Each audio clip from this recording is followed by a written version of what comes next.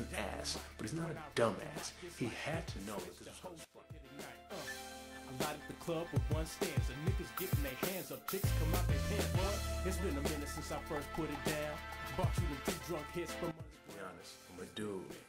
I can get down with the skank factor a little bit. Down, that's my nigga.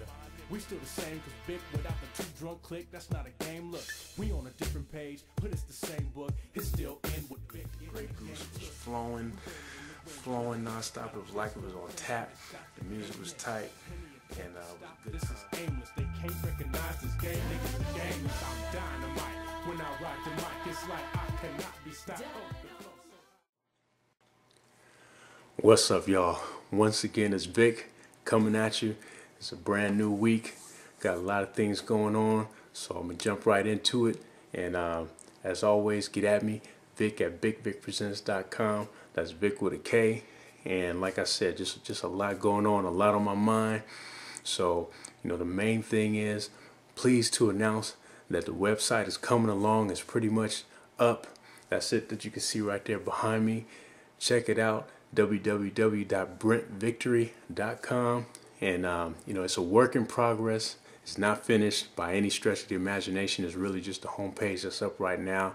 But I'm happy to finally have that done because I've been working with it for a little while and really been preparing to do a lot of things this year, and really the website is going to be the springboard for a lot of the things I got coming up, and I'll talk about that probably on another occasion as I start setting things up for the year. But everything was kind of driven by getting this website up, and I'm glad to have it at least partially up and enabled. So again, www.brentvictory.com. Not that we're getting rid of BigVicPresents.com, which is my other website, but we're kind of separating the artists from the production services. Big Vik Presents is really just that's the name of my publishing company. But BrentVictory.com will probably focus a little bit more on me as an artist and some of the things that I'm getting into. And, I'm just feeling good right now. The new year is pretty much officially underway. You've all been keeping up with me as I've been telling you about the Super Bowl and and the celebrations and the Chinese New Year, the Lunar New Year. All that's behind us now, and we're in the thick of things. We're actually in March, where I'm at the peak of my power.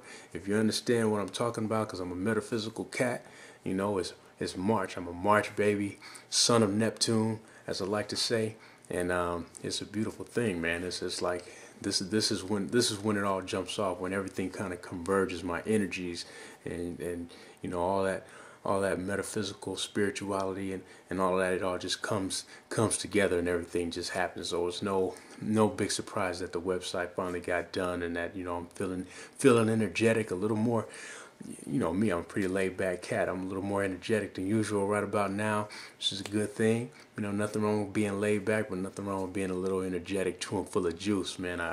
Probably because I also had a meeting with another entrepreneurial, gentleman that I've been friends with for quite a while. He's an enterprising cat. Ren Drinker, what's up to you? I know Ren Drinker probably doesn't sound like an enterprising cat, but he is an enterprising cat. Been rolling with him for years. It was good to kick it with him. Toss some ideas back and forth of what he's got going on with his production and his record label and the cats that he's trying to put out. So we'll be doing some collabos with that, and it just feels good. Like I said, we're out there kicking it at La Vende Lounge. I want to send a special shout out to them. Nice little spot in Old Oakland, or I guess what they call the new Old Oakland. Been around there for a little while, but I haven't been there in a while, and it's a nice little joint, laid back joint. Special shout to Crystal, the bartender, who treated us real nice, lovely young gal. I like the bartender, yeah, you looking for me, yeah, what's up? It's like that, treated us real nice. So good job, Crystal. Shout out to you, and I keep doing what you do. And what's been going on, a big story today was the protests that took place in all over the East Bay, really all over a lot of California, because of this is a real a highly politically charged situation here. With, we all know that California has some serious budget woes, but one of the toughest things to deal with is how the education system is getting hit. And at this point, I think today was just a day where it was an organized event to just say, look, enough is enough. And a lot of supporters and students just got together and said, hey, we need to make a statement, make a strong statement about the budget cuts and the way the education system is being hit so hard, where college students and aspiring college students are just getting hit in the pocketbook, not able to afford the education that we all should kind of be privy to. And it's an unfortunate situation. So as you can see, I'm rocking the Cal State East Bay sweatshirt, the hoodie, to represent, because that's where I'm an alumni from and alumni of. And no, I didn't go to Cal. No, I didn't go to Stanford. There's nothing wrong with that. Excuse me. Haters in the house. Look, what I'm saying is that whatever you endeavor to do, education is a key point of success. Not always through school do you get the kind of education you need. It depends on what it is that you're endeavoring to do. But the reality is, most of the things that you want to do that's going to lead you down the right path of success, the education system is where it starts. That's where you build that foundation. I did it. You all got to do it. However long it takes you. I spent a lot of time. Everybody knows, no big secret. I was building my pop star icon status. Yes, pop star icon status, baby. Building that while I was in school, and so it took a little longer than the 4 years to get out of college. But the bottom line is, it's a done deal. I'm glad that I got through it, and it's very helpful. I think for the young folks to be able to have that experience and get that education and get out into the world with that behind them. And you can't do that if you can't afford it. So, some of the things that's been going on with the budget has just been crazy. The governor, Schwarzenegger, man, can't wait till you wrap this whole thing up and maybe get back to doing some action flicks, because that's what you're good at. And hate to say it, I don't think you're terribly good at this whole governor situation. Not to say that it was a simple thing. California was pretty jacked up from that standpoint when the man took office, and I don't know, if anybody really could turn the thing around that quickly. So, I'm not just trying to hate on Arnold, but I'm just saying that, things have gone from bad to worse, and it really came to a head today. The folks were out there protesting, man, and I got your back, like I said.